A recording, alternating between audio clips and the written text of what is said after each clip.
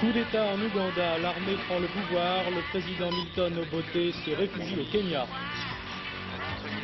Après 2 jours de discussion, le Conseil de sécurité de l'ONU adopte la résolution française sur l'Afrique du Sud. Barrage levé, apaisement en Guadeloupe, mais les indépendantistes demandent toujours la libération du militant nationaliste Georges Faisan. Festival d'Avignon, ambiguïté et douleur pour une comédienne et son texte tiré d'un journal intime du 19e siècle. Mesdames, Messieurs, bonsoir. 9 millions de Français ont été, sont ou seront sur les routes au cours de ce week-end. Conséquence prévisible des bouchons, des ralentissements et des files d'attente. Ce soir, la circulation s'est nettement améliorée, mais en fin d'après-midi, il y avait encore de grosses difficultés dans le sud de la France. Émilie Raffou. Cela fait pourtant des années que ça dure, il n'y a rien à faire, vous vous obstinez. Alors, tant pis pour vous, voilà le tableau.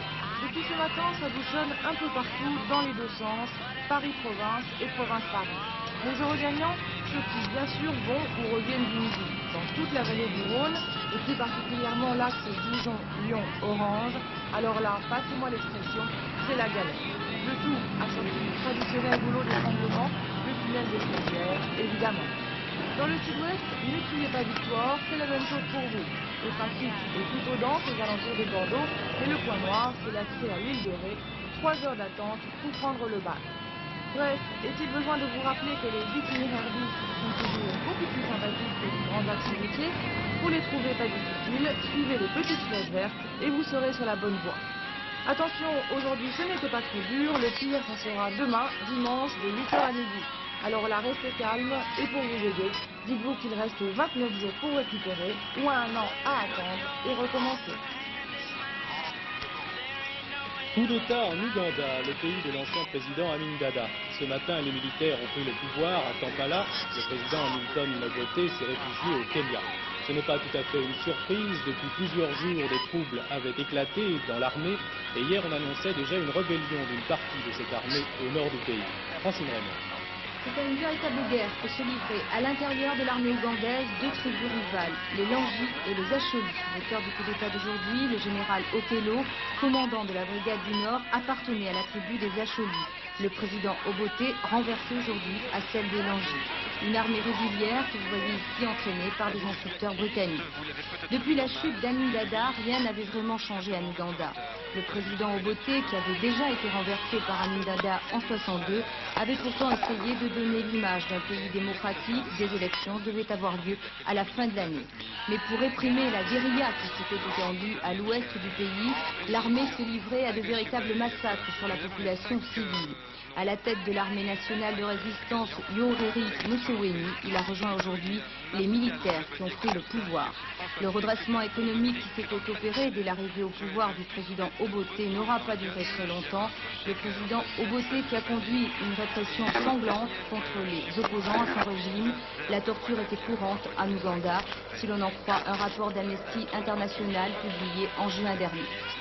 Peu d'informations nous parviennent actuellement d'Ouganda. Les correspondants de presse qui se trouvent au Kenya, à Nairobi, peuvent toutefois capter la radio de Kampala. Une correspondance de Arlette Sénégon de Radio France Internationale. Kampala a retrouvé le calme avec le couvre-feu et que le renversement du président Obote semble s'être effectué sans effusion de sang, on reste inquiet dans la capitale ougandaise sur l'évolution des événements. On n'oublie pas en effet que d'une part, les forces armées rebelles se sont emparées du pouvoir et qu'il y a à peine un mois encore, partie intégrante de l'armée gouvernementale, réputée pour son indiscipline et les massacres qui ont été livrés. Et d'autre part, que la rébellion des soldats du général Okello a pour origine un conflit tribal. On craint donc que, maintenant installés au pouvoir, les Acholi d'Okello ne soient tentés d'éliminer leurs adversaires de l'ethnie Langi, partisan de l'ex-président Obote. Après 2 jours de tractation, le Conseil de sécurité de l'ONU a finalement adopté la résolution sur l'Afrique du Sud présentée par la France. Cette résolution condamne l'apartheid, demande la libération des détenus politiques et fixe 6 mesures de sanctions économiques. Véronique Bonnet-Nora. Le Conseil de sécurité de l'ONU a adopté la résolution française par 13 voix et 2 abstentions, celles des États-Unis et de la Grande-Bretagne, qui ont toujours eu des rapports privilégiés avec l'Afrique du Sud. Cette résolution très sévère préconise des sanctions volontaires et non obligatoires touchant les investissements dans le nucléaire, l'informatique, le sport et la culture.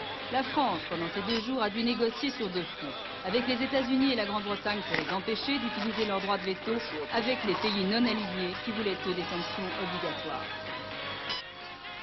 Nous avons évité les 2 écueils.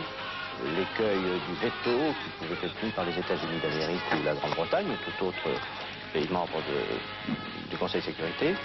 Et l'autre était de la position des maximalistes, les pays non alignés, certains pays africains qui trouvaient que l'initiative était insuffisante. Nous avons fait comprendre aux pays non alignés que la position de la France était à la fois la plus fondée juridiquement et la plus solide politiquement. Et finalement, notre thèse a prévalu.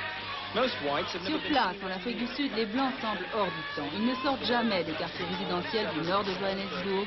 Ils restent à l'écart des réalités de la vie en état d'urgence. Ils sont complètement ignorants de l'escalade de la violence qui a pourtant fait 16 morts en moins d'1 semaine. Apparemment, ils n'ont pas l'air inquiets, mais regardez bien et vous verrez rapidement les signes d'une population aux aguets. Ainsi, dans les endroits de passage, ces panneaux d'instruction, ces barricades, sinon. Les armuriers font de bonnes affaires. Leur plus gros succès, ces petits pistolets pour femmes. Il y a même une vidéocassette pour préparer les gens à la guérilla urbaine.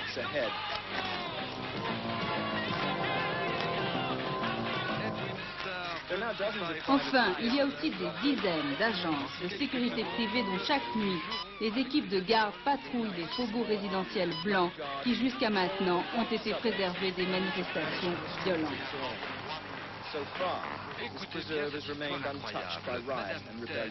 Cet après-midi, 3 enfants tués dans les récents affrontements ont été enterrés à Soweto. Et ces funérailles, comme toujours, ont été l'occasion pour les Noirs de montrer leur détermination à être reconnus comme des citoyens à part entière. Le gouvernement sud-africain a très mal accueilli ce vote du Conseil de sécurité. Le ministre des Affaires étrangères, Rolf Botha, l'a qualifié de nul et non avenu. En revanche, la presse sud-africaine fait état aujourd'hui d'une information qui pourrait détendre l'atmosphère. Le président Peter Botha et l'évêque Desmond Tutu envisageraient de se rencontrer la semaine prochaine. Crise gouvernementale au Chili. 2 ministres ont démissionné aujourd'hui du gouvernement du général Pinochet. Il s'agit des ministres de l'économie et de l'éducation. Hier soir à Santiago, 70 personnes ont été arrêtées. Ces arrestations ont fait suite à des manifestations organisées contre précisément le gouvernement. Les incidents ont éclaté dans le centre de la capitale, tout près du palais présidentiel, et ils ont fait plusieurs blessés. Les manifestants criaient des slogans demandant du pain, du travail, justice et liberté, et lançaient le désormais traditionnel « Il va tomber », sous-entendu le régime militaire. Le gouvernement chilien a accusé le Parti communiste d'être responsable des manifestations, un parti communiste qui d'ailleurs est interdit au Chili. Manifestement, l'opération Paix en Galilée qu'Israël a menée au Liban n'a pas porté tous les fruits escomptés. Témoin l'assassinat de 2 instituteurs juifs d'Afula, précisément en Galilée, dont les corps viennent d'être découverts. Selon les premiers éléments de l'enquête, les meurtriers seraient des terroristes palestiniens. Une vague de violence anti-arabe a aussitôt suivi la nouvelle. Hubert Coudurier. Des journaux depuis plusieurs jours, depuis que l'on avait retrouvé leur voiture vide à une vingtaine de kilomètres de chez eux, la fièvre montait. Car cet enlèvement ressemblait à d'autres affaires similaires intervenues ces derniers mois dans les territoires occupés. La découverte de leur corps criblés de balles dans une grotte de Galilée a confirmé les craintes des militaires et des centaines de volontaires qui fouillaient la région. Selon le ministre de la Défense, il s'agirait de crimes spontanés encouragés par Damas, à l'exemple des chiites au sud du Liban. La reconstitution d'une partie de l'OLP en Jordanie n'y serait pas non plus étrangère. Résultat de difficile, la cohabitation est devenue explosive en Cisjordanie. Nous ne voulons plus des Arabes, disent ses habitants juifs. Le gouvernement a décidé d'intensifier la lutte antiterroriste, mais la population souhaite plus, le rétablissement de la peine de mort et les expulsions abandonnées par Menachem Begin en 1979. Pour l'instant, des forces de police importantes ont été envoyées sur place où la chasse aux Arabes a commencé. C'est précisément ce que redoute l'opposition dans ces mesures radicales auxquelles le Likoud serait favorable au sein de la coalition gouvernementale. Reste que ces événements font le jeu des extrémistes de droite et des terroristes juifs menés par le rabbin Kahan, et ils renforcent du côté arabe le camp hostile à toute négociation avec Israël. Selon Gérard Bapt, le député socialiste de Haute-Garonne, les otages français au Liban sont traités convenablement. Gérard Bapt revient de Beyrouth et c'est le président de l'Assemblée nationale du Liban, Hussein Husseini, qui lui a donné ces nouvelles rassurantes. En Guadeloupe, après 3 jours de tension, l'atmosphère était plutôt à l'apaisement. Aujourd'hui, la plupart des barrages ont été levés, en particulier à Pointe-à-Pitre, et une petite activité a pu reprendre. Reste que les indépendantistes se déclarent toujours mobilisés et continuent à demander la libération du militant Georges Faisan, en grève de la faim depuis 1 mois et demi. Daniel Sportiel.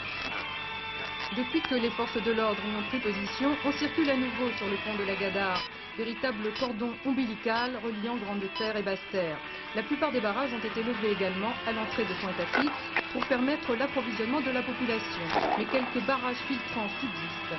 Les militants indépendantistes, tous très jeunes et masqués, permettent malgré tout aux ambulances ou aux voitures des commerçants de circuler pour qu'ils puissent refaire leur stock. Mais sur la zone économique, malgré quelques reprises, l'activité reste très parcellaire. Qu'est-ce que vous reprochez là? Que vous reprochez? L'injustice. Ouais, c'est l'injustice. C'est ça, c'est l'injustice. Pointe-à-Pitre continue de vivre au ralenti. De nombreuses boutiques restent fermées, mais les badauds ont remplacé les manifestants dans les rues dévastées. On est loin des affrontements de ces derniers jours et des pillages, comme ceux du centre commercial de Grand Camp, par exemple.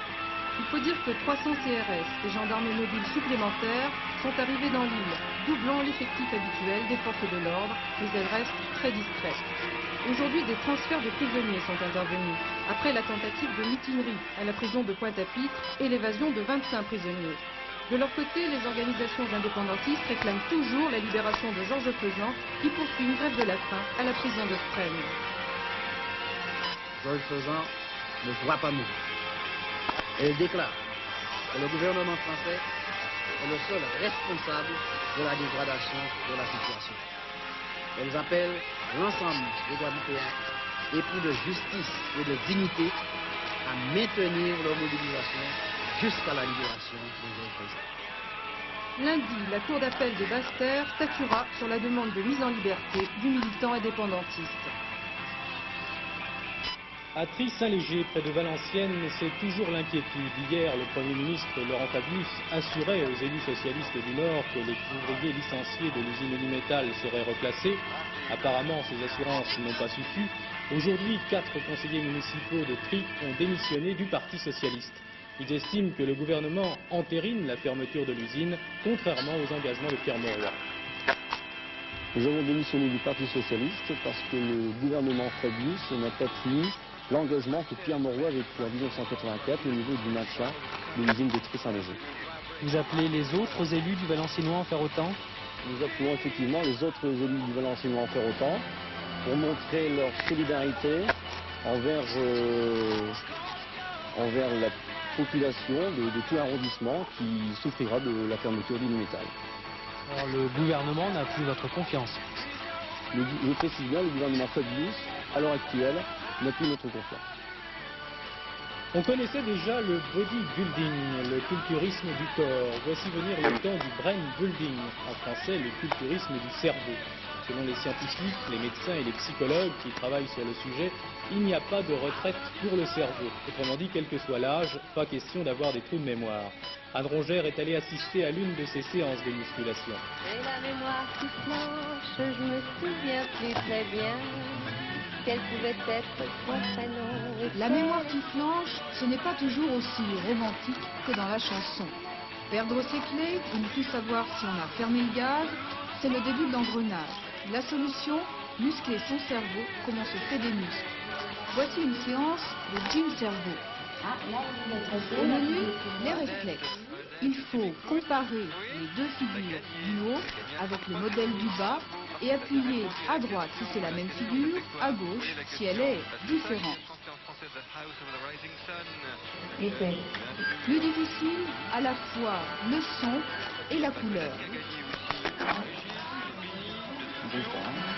Couleurs et sons défilent sur l'écran, on les répercute sur le clavier, tout cela pour lutter contre la paresse naturelle du cerveau.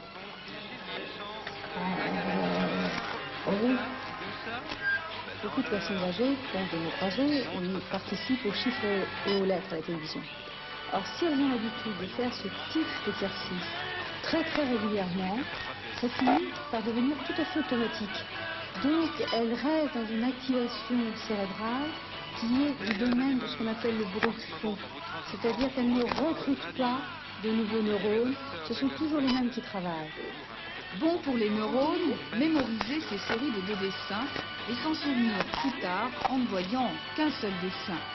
Mais le problème, c'est que les trous de mémoire que l'on met à 20 ans sur le compte de la fatigue sont vécus comme un drame par les personnes âgées et par leur entourage. C'est un cercle vicieux, on se sent marginalisé et donc on fait de moins en moins d'efforts. Ici, le travail en groupe permet d'éviter la hantise de l'échec. Je suis allée à Neuilly faire une course où je n'étais pas allée depuis plusieurs années. Et comme ça a changé l'entrée de Neuilly, maintenant il y a des bretelles d'autoroute et tout, je suis rentrée dans la ville et au lieu de demander, j'étais en voiture, je dis il faut que j'y arrive. Et j'ai essayé de me débrouiller avec mes souvenirs d'il y a quelques années et j'ai réussi par finir à trouver l'endroit.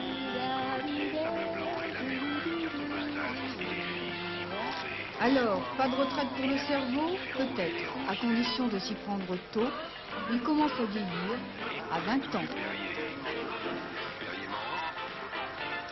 C'est peut-être un tournant dans le monde du théâtre. De plus en plus souvent, ce sont les comédiens eux-mêmes qui sont à l'origine des spectacles. Ils choisissent et le texte et le metteur en scène.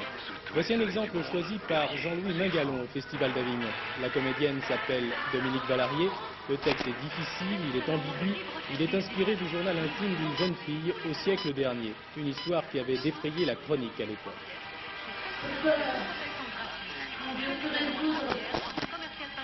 Ma pauvre tête était un chaos, duquel je ne pouvais rien démêler. Ouvrir à ma mère, et si j'avais de quoi la tuer, prolonger indéfiniment la situation. Les vacances approchaient, nos adieux furent tristes, les miens surtout, car je n'étais pas certain de revoir Sarah. C'est l'histoire d'une jeune fille qui découvre tout d'un coup qu'elle est jeune homme. Oui, c'est ça. Donc. Ça, c'est l'anecdote, effectivement, c'est ça. Mais ça me paraît de l'ordre de l'innommable, du représentable. Faire un spectacle là-dessus, il n'y aurait pas une chose. C'est pas ça qui m'intéressait plus. Je veux dire que c'est un spectacle seulement sur l'ambiguïté, mais l'ambiguïté, on peut la représenter. C'est vrai qu'on pourrait faire un spectacle tout à fait autre avec ça, qui irait voir le côté de du cabaret. Pourquoi pas? Non, mais dans une autre forme. Et là, c'est parti tout à fait sur autre chose, sur une ambiguïté réelle, mais qui pourrait être celle d'une actrice. Une distance d'entrer ici dans le détail minutieux d'un examen après lequel la science s'incline à convaincue. Franchement, me dit le bon docteur, votre marraine a eu la main heureuse. En vous appelant Camille, donnez-moi la main. Mademoiselle, avant que je l'espère, nous vous appellerons autrement. Il adressa ensuite quelques paroles d'encouragement à ma pauvre main, dont la stupeur était à son comble. Vous avez perdu une fille, c'est vrai, mais vous avez trouvé un fils. Que vous n'attendiez pas.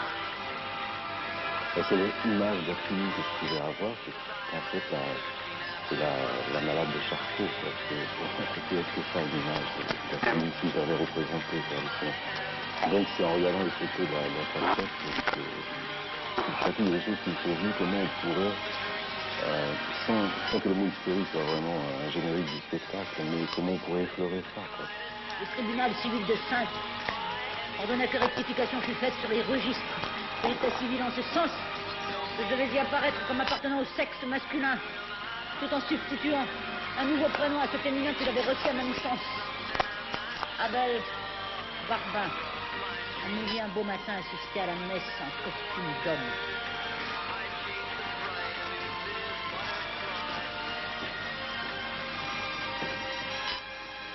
Il y avait un tiercé aujourd'hui à Évry, la combinaison gagnante, le 10, le 16 et le 13. Elle rapporte dans l'ordre pour 5 francs 1128 francs et dans un ordre différent 178 francs 50. Demain, il y aura un tiercé à Enghien dans le prix de la Méditerranée. Sur les 20 partants, M. Courtine a choisi comme favori le 20, 18, son joker, puis le 11, 10, 7, 19 et 17. La météo pour demain, la France sera coupée en deux. Les régions méridionales connaîtront de belles éclaircies malgré des passages nuageux, surtout dans le sud-ouest. Ailleurs, le temps sera le plus souvent très nuageux avec de trop courtes éclaircies. Les températures seront en général stationnaires, sauf dans le sud-est où elles seront en baisse. Voilà, ce journal est terminé. Demain, nous nous retrouverons à 22 h. En attendant, voici le rappel des titres. Très bonne fin de soirée sur FR3.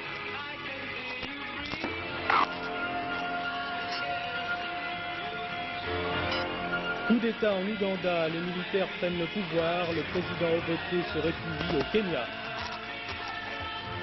Le Conseil de sécurité de l'ONU adopte la résolution française condamnant l'apartheid. Pretoria la déclare nulle et non avenue.